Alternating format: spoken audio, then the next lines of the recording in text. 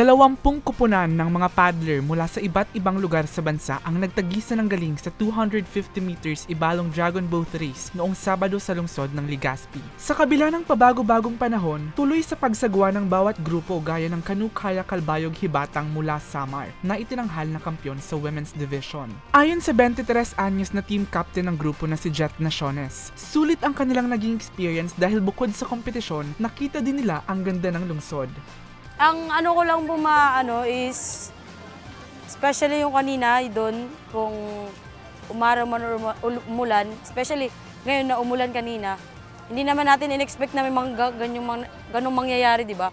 So kung mga ganon, i-doble tayo sa mga aksidente na, possibility na magkakaroon ng aksidente.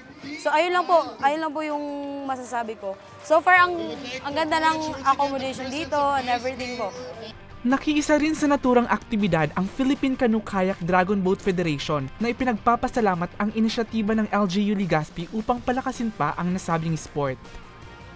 Actually, our first time here, so we're very glad dahil na-endorse ang Dragon Boat dito.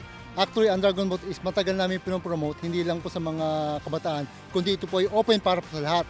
Meron po kami tinatawag na under 18, 24 above, and masters. Itong Dragon Boat, hindi lang Dragon Boat, mga sports, water sports, is napakagandang sports, lalo na yung Dragon Boat kasi team event, team effort.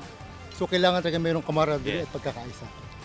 Nagpapasalamat kami sa ating mayor at sa una-una kay Sir Alan na na-invite muli yung aming federasyon na Philippine Canoe Kayak Federation.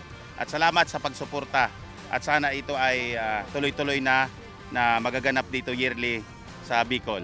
Salamat sa lahat sa sumusuporta sa sports na to at sana ay suportahan natin para sa darating na mga future na mga palaro natin is makakuha din tayo ng mga bata dito or future athlete in the future dito sa Bicol. Makapagkuha tayo ng national team in the future.